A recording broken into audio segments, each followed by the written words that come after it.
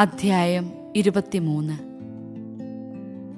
വ്യാജവാർത്ത പ്രചരിപ്പിക്കരുത്. കള്ളസാക്ഷ്യം നൽകി കുറ്റക്കാരന് കൂട്ടുനിൽക്കരുത്. ഭൂരിപക്ഷത്തോട് ചേർന്ന് തിന്മ ചെയ്യരുത്.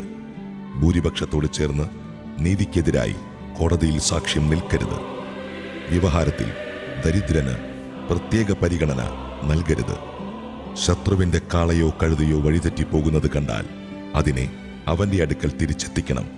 നിന്നെ വെറുക്കുന്നവന്റെ കഴുത ചുമടിനു കീഴെ വീണ് കിടക്കുന്നത് കണ്ടാൽ നീ കടന്നു പോകരുത്.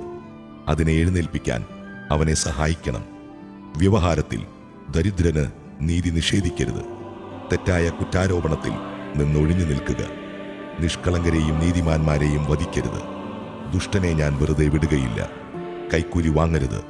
അത് വിജ്ഞനെ അന്ധനാക്കുകയും നീതിമാനെ കള്ളം പറയാൻ പ്രേരിപ്പിക്കുകയും ചെയ്യുന്നു.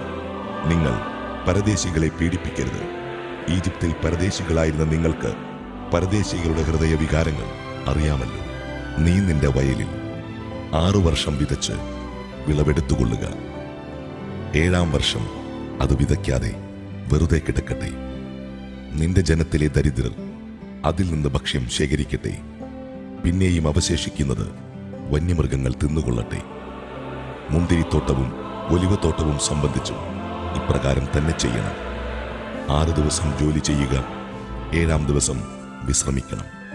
നിന്റെ കാളയും കഴുതയും വിശ്രമിക്കട്ടെ. നിന്റെ ദാസിയുടെ പുത്രനും പരദേശിയും ക്ഷീണം തീർക്കട്ടെ. ഞാൻ നിങ്ങളോട് പറഞ്ഞ കാര്യങ്ങളിലെല്ലാം ശ്രദ്ധ വയ്ക്കണം. അന്യദേവന്മാരുടെ നാമം സ്മരിക്കരുത്. അത് നിങ്ങളുടെ നാവിൽ നിന്ന് കേൾക്കാനിടയാവരുത്. എന്റെ ബഹുമാനത്തിനായി വർഷം തോറും 3 തവണ നിങ്ങൾ ഉത്സവം ആഘോഷിക്കണം. പുളിപ്പില്ലാത്ത അപ്പത്തിന്റെ തിരുനാൾ ആചരിക്കണം. ഞാൻ കൽപ്പിച്ചിട്ടുള്ളതുപോലെ അബീബു മാസത്തിലെ 7 നിശ്ചിത ദിവസങ്ങളിൽ പുളിപ്പില്ലാത്ത അപ്പം ഭക്ഷിക്കണം.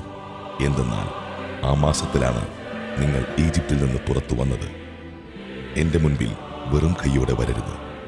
വയലിൽ നിന്ന് ആദ്യഫലങ്ങൾ കൊയ്തെടുക്കുമ്പോൾ പുത്തരി പെരുന്നാളും വർഷാവസാനം പ്രയത്നഫലം ശേഖരിച്ചു കഴിയുമ്പോൾ സംഭരണ തിരുനാളും ആഘോഷിക്കണം. പുരുഷന്മാരെല്ലാവരും വർഷത്തിൽ 3 പ്രാവശ്യം ദൈവമായ കർത്താവിന്റെ സന്നിധിയിൽ ഹാജരാവണം. ബലിമൃഗത്തിന്റെ രക്തം പുളിപ്പുള്ള അപ്പത്തോടൊന്നിച്ച് എനിക്ക് അർപ്പിക്കരുത്. ഉത്സവ ദിനത്തിൽ അർപ്പിക്കുന്ന ബലിയുടെ കൊഴുപ്പ് പ്രഭാതം വരെ സൂക്ഷിക്കുകയുമരുത്.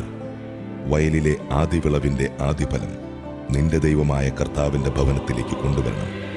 ആട്ടിൻകുട്ടിയെ അതിന്റെ തള്ളയുടെ പാലിൽ വേവിക്കരുത്. ഇതാ, ഒരു ദൂതനെ നിനക്ക് മുൻപേ ഞാൻ അയക്കുന്നു. അവൻ നിന്റെ വഴിയിൽ നിന്നെ കാത്തുകൊള്ളും. ഞാൻ ഒരുക്കിയിരിക്കുന്ന സ്ഥലത്തേക്ക് നിന്നെ കൊണ്ടുവരികയും ചെയ്യും. അവൻ പറയുന്നതെല്ലാം ആദരപൂർവം അനുസരിക്കണം. അവനെ പ്രകോപിപ്പിക്കരുത്. എന്റെ നാമം അവനിലുള്ളത് നിമിത്തം നിന്റെ അതിക്രമങ്ങൾ അവൻ ക്ഷമിക്കുകയില്ല. അവന്റെ വാക്ക് കേൾക്കുകയും ഞാൻ പറയുന്നതെല്ലാം അനുസരിക്കുകയും ചെയ്യുമെങ്കിൽ നിന്റെ ശത്രുക്കൾക്ക് ഞാൻ ശത്രുവായിരിക്കും. നിന്റെ എതിരാളികൾക്ക് ഞാൻ എതിരാളിയുമായിരിക്കും. എന്റെ ദൂതൻ നിനക്ക് മുൻപേ പോയി നിന്നെ അമോര്യർ, ഹിത്യർ, പെരീസ്യർ, കനാന്യർ, ഹിവ്യർ, ജബൂസ്യർ എന്നിവരുടെ ഇടയിലേക്ക് നയിക്കും. അപ്പോൾ ഞാൻ അവരെ നിശേഷം നശിപ്പിക്കും. നീ അവരുടെ ദേവന്മാരെ കുമ്പിടുകയോ ആരാധിക്കുകയോ ചെയ്യരുത്. അവരുടെ ആചാരങ്ങൾ അനുകരിക്കരുത്. അവരുടെ ദേവന്മാരെ നശിപ്പിക്കുകയും ആരാധനാ സ്തംഭങ്ങൾ തകർക്കുകയും ചെയ്യണം. നിങ്ങളുടെ ദൈവമായ കർത്താവിനെ നിങ്ങൾ ആരാധിക്കണം. അപ്പോൾ ഞാൻ നിങ്ങളുടെ ഭക്ഷ്യവും പാനീയവും ആശീർവദിക്കും. നിങ്ങളുടെ ഇടയിൽ നിന്ന് രോഗം നിർമാർജനം ചെയ്യും. ഗർഭഛിദ്രമോ വന്ധ്യതയോ നാട്ടിൽ ഉണ്ടാവുകയില്ല. നിനക്ക് ഞാൻ ദീർഘായുസ് തരും. നീ ചെന്നെത്തും മുൻപേ നിനക്ക് ഏറ്റുമുട്ടേണ്ടി വരുന്ന ജനങ്ങൾ എന്നെ ഭയപ്പെടുന്നതിന് ഞാനിടയാക്കും. അവരിൽ സംഭ്രമം ജനിപ്പിക്കും. നിന്റെ ശത്രുക്കൾ പിന്തിരിഞ്ഞോടും. നിനക്ക് മുൻപേ ഞാൻ കടന്നലുകളെ അയക്കും. അവ ഹിവ്യർ, കനാന്യർ, ഹിത്യർ എന്നിവരെ നിന്റെ മുമ്പിൽ നിന്ന് തുരത്തും. എന്നാൽ 1 വർഷം കൊണ്ട് അവരെ നിന്റെ മുൻപിൽ നിന്ന് തുടച്ചു മാറ്റുകയില്ല.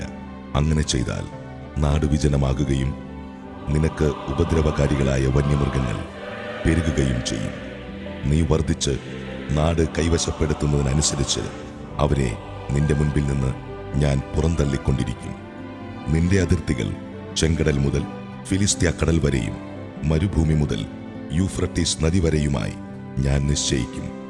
തദ്ദേശവാസികളെ, ഞാൻ നിന്റെ കയ്യിൽ ഏൽപ്പിക്കും. നീ അവരെ നിന്റെ മുൻപിൽ നിന്ന് തുരത്തണം. അവരോടോ അവരുടെ ദേവന്മാരോടോ നീ ഉടമ്പടി ചെയ്യരുത്. അവർ നിന്റെ നാട്ടിൽ വസിച്ചുകൂടാ.